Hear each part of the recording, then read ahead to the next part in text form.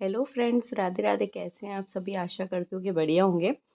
Friends, ज़्यादातर क्या होता है ना कि मैं ना रात में ही देख करके सोती हूँ सब्जी सुबह क्या बननी है। बट कई बार ऐसा होता है कि फ्रिज में कोई सब्जी नहीं होती है और हम लोग सोचते हैं कि अरे हम कल क्या बनाएंगे। तो मैंने देखा फ्रिज में कोई सब्जी नहीं थी, तो मैंने सोचा चलो कल ना दाल मखनी बनाते हैं, जिसकी तैयारी मैंने नाइट में ही शुरू कर दी थी। जी हाँ फ्रेंड्स, क्योंकि दाल मखनी की जो दालें होती है ना, वो हमें कम से कम 8 से 9 घंटे के लिए गलानी पड़ती हैं। तो मैंने फ्रिज खोल के देखा तो कोई सब्जी नहीं दिखी, तो मैंने सोचा चलो दाल मखनी बनाते हैं। तो चलिए फ्रेंड्स, रेसिपी शुरू करते हैं। बट उससे पहले मेरी एक ही रिक्वेस्ट है, अगर आपको मेरी रेसिपीज अच्छी लग रही हैं तो प्लीज़ मेरे चैनल को लाइक शेयर एंड सब्सक्राइब जरूर करिएगा। तो मैंने ना लिया है राजमा चने की दाल, और लिया है मैंने साबुत उड़द की दाल। जी हाँ फ्रेंड, तीनों ही चीज़ों को अच्छे से धो करके पूरी रात भर के लिए सोक करने के लिए रख देंगे। 3 से 4 बारी अच्छे से ज़रूर धोइएगा, जिससे ना जो दालों की गंदगी होती है ना वो अच्छे से निकल जाए। उसके बाद में हम सुबह उठ के इसको और 1 से 2 बारी धो लेंगे बहुत अच्छे से, ताकि जो बची कुची और भी गंदगी हो ना वो पूरी निकल जाए रात भर की। जी हाँ फ्रेंड्स, ये देखिए इस तरीके से धो करके अच्छे से हमने इसमें पानी डाल दिया है। पानी आप ज़्यादा ऐड नहीं करिएगा, नहीं तो ज़्यादा पतली हो जाएगी दाल, क्योंकि दाल का पानी भी हम इसी में ही डालेंगे, दाल में फेंकेंगे नहीं। तो अब हम क्या करेंगे, इसमें मैंने 1 चम्मच के करीबन डाला है घी, और 7 से 8 मैंने डाली है लहसुन की कलियाँ। आप ना इस टाइप से अभी इसी में ही डाल दीजिएगा, बहुत अच्छा कलर और बहुत अच्छा टेस्ट आएगा इसमें। अब हम क्या करेंगे, थोड़ा सा नमक डाल के, थोड़ा सा मैंने बेकिंग सोडा डाला है, और हम इसमें डालेंगे कश्मीरी लाल मिर्ची, और इसको बॉईल करने के लिए रख देंगे साइड में। अब हम क्या करेंगे, क्योंकि दाल मखनी में ना ज़्यादा हम मसाले वाली नहीं बनाएंगे, तो मैं बहुत ही इजी ट्रिक बता रही हूँ आपको। आप इस तरीके से एक बार ज़रूर बना करके देखना।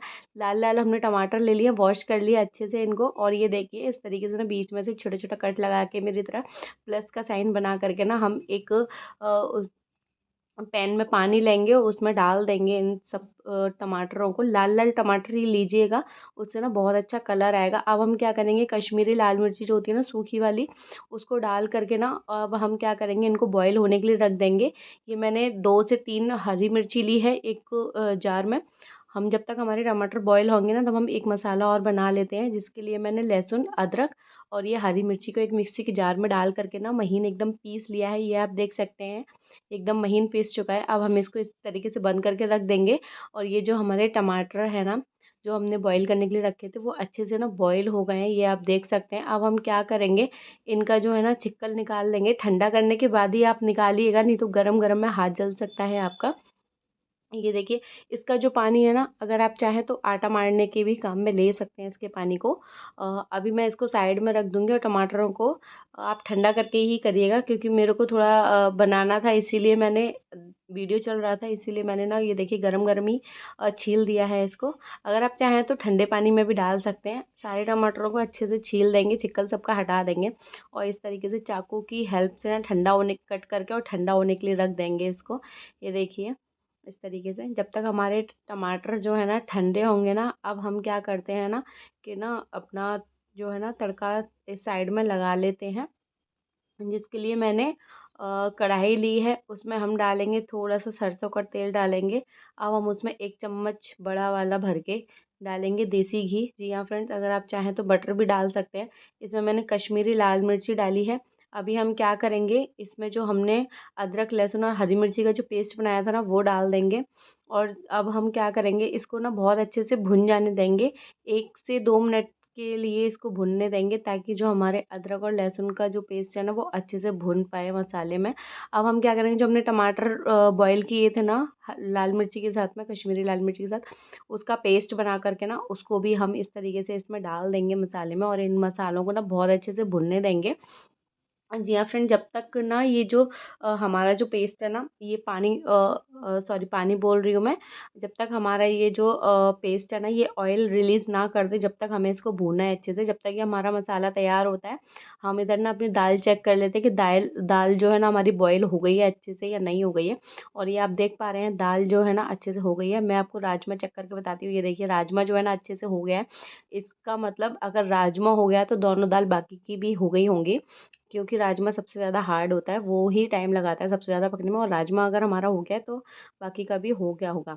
तो हम दाल को भी रख देंगे साइड में, और आप देख सकते हैं जो टमाटर है ना हमारे अच्छे से भुन चुके हैं। और एक बार इसको चला देंगे अच्छे से, और ना ये इसका कलर आप देख सकते हैं कितना अच्छा आ रहा है। अगर आप लाल टमाटर नहीं लेंगे ना, तो इस तरीके का कलर नहीं आएगा। ढक कर के 1 से 2 मिनट के लिए फिर से पकाएँगे और ये देखिए बहुत ही अच्छे से हो गया है। साइड से तो तेल भी छोड़ दिया है टमाटरों ने। अब हम इसको बहुत अच्छे से चला देंगे। अब हम क्या करेंगे, इनमें ना ज़्यादा मसाले नहीं जाते हैं, तो हम बहुत ही बेसिक मसाले डालेंगे इनमें। जी हाँ फ्रेंड्स, पहले तो ना बहुत अच्छे से इसको चलाएँगे ताकि ये नीचे से लगे ना बिल्कुल भी, और जो हमारे टमाटर है ना और अच्छे से भुन जाइए, आप देख सकते हैं। अब हम क्या करेंगे, इसमें ना जो हमने दाल बॉईल करके रखी थी ना वो ऐड कर देंगे, ये देखिए आप इस तरीके से।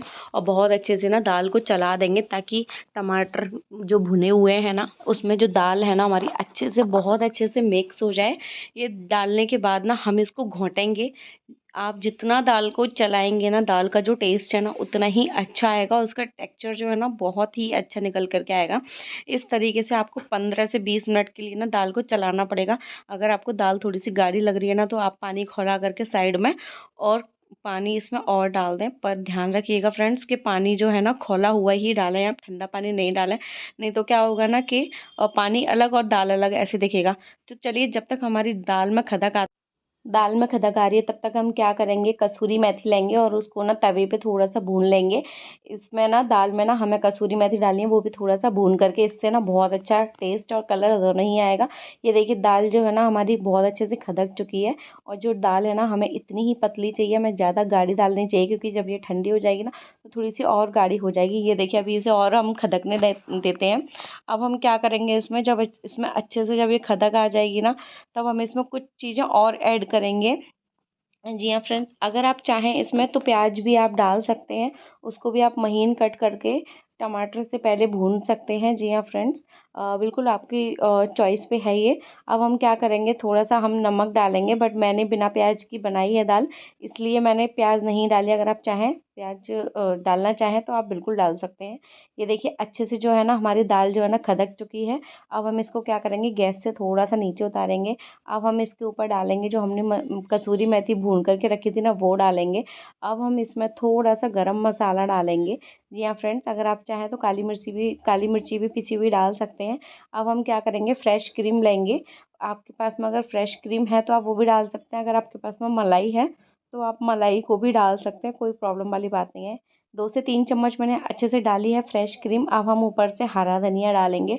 और ये देखिए कितना अच्छा कलर आया, जैसे बिल्कुल ढाबा पे मिलती है ना, बिल्कुल वैसी ही हमारी दाल मखनी बन करके तैयार है। और ये है ना इस तरीके से देखिए अच्छे से हम चला देंगे, और ये देख सकते हैं आप इसका कलर कितना अच्छा आया है। जी हाँ फ्रेंड, बहुत ही अच्छा, बहुत ही टेस्टी हमारी दाल मखनी बन करके तैयार है, बिल्कुल ढाबा स्टाइल बनी है। आप ना इस तरीके से एक बार ज़रूर बना करके देखिएगा, आप ना बाहर की और ढाबे की दाल खाना भूल जाएंगे। इसके बाद में हम क्या करेंगे, इसको फिर से गैस पे रख देंगे और 1 से 2 मिनट के लिए फिर से पकाएंगे। और ऊपर से ना हम इसमें फिर से हरा धनिया और फ्रेश क्रीम डाल करके ना इसको गार्निश कर देंगे, ये देखिए। और इसको नान के साथ में खाएंगे, नान भी ना इसके साथ में बना सकते हैं आप, रोटी भी बना सकते हैं, चावल भी बना सकते हैं। बहुत ही टेस्टी और बहुत ही अमेजिंग कॉम्बिनेशन मैंने बना के आपको बताया है। और बहुत ही ईजी ट्रिक में आप दाल मखनी बना करके खा सकते हैं। जी हाँ फ्रेंड्स, और ये देखिए आप ना इस तरीके से खाइए, खिलाइए, सबको बहुत पसंद आएगा। संडे में सैटरडे में जब भी आप बाहर जाते हो होटल का खाना खाने के लिए, तो आप उससे पहले आप ये घर पे बना करके खाइएगा, आपको बहुत पसंद आएगा। अगर आपको मेरी रेसिपीज़ अच्छी लग रही है तो प्लीज़ मेरे चैनल को लाइक शेयर एंड सब्सक्राइब जरूर करें। फिर मिलते हैं ऐसी एक नई वीडियो के साथ में।